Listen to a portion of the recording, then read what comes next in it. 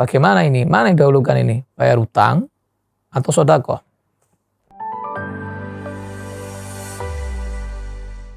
Bismillahirrahmanirrahim. Alhamdulillahirabbil alamin wassalatu wassalamu ala asyrofil anbiya wal mursalin sayyidina Muhammadin wa ala alihi washabbihi ajmain.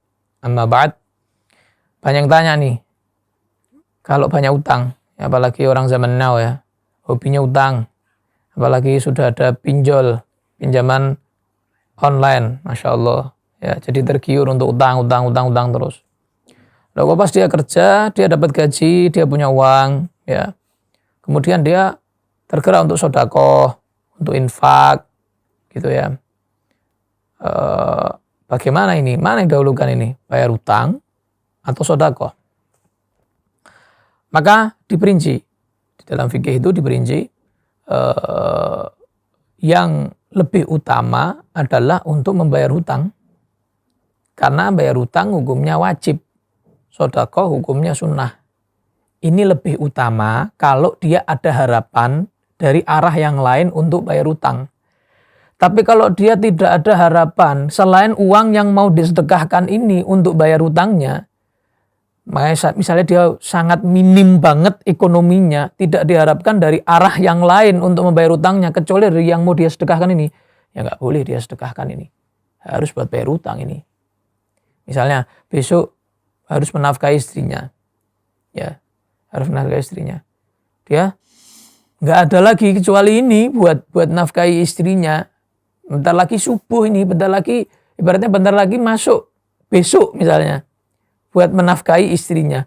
Kok dia sedekahkan padahal dia tahu besok itu ada kewajiban untuk membayar, untuk menafkahi istrinya. Maka ya dia dosa.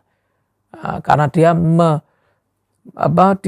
dia meninggalkan yang wajib untuk sesuatu yang sunnah. Lain halnya kalau ada dari arah yang lain. Oh, nanti ada dari arah yang situ yang buat bayar utang, yang ini buat sedekah. Ini masih boleh gitu ya, masih boleh. Sampai Rasulullah itu tidak mau nyolati orang yang meninggal dalam keadaan punya utang, karena itu tuh dosa yang nggak bisa diampuni sama Allah itu, kecuali diikhlaskan sama yang ngutangi atau dilunasi gitu ya. Sehingga ketika Rasulullah nggak mau nyolati, ada sahabat yang nanggung utangnya, yang doman nanggung. Saya yang nanggung utangnya wahai Rasul, saya yang nanggung semua utangnya. Baru Rasulullah mau mensolati orang tersebut.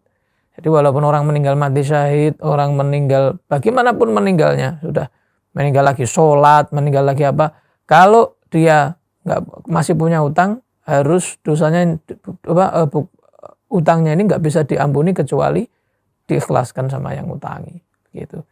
Ya bagi Anda yang ngutangi ya juga kalau ada orang yang meninggal punya utang sama Anda, kalau nggak seberapa ya diikhlaskan, kasihan gitu ya, sebagai bentuk rahmat ya. Kalau memang jumlahnya banyak ya Anda datang ke keluarganya, kasih tahu supaya keluarganya tahu, jangan diem-dieman, jangan pakai nggak enak, kasihan. Kalau Anda ndak ikhlas, kalau Anda ndak legowo, kasihan mayit yang sudah meninggal ini, yang keluarganya nggak tahu kalau dia punya utang.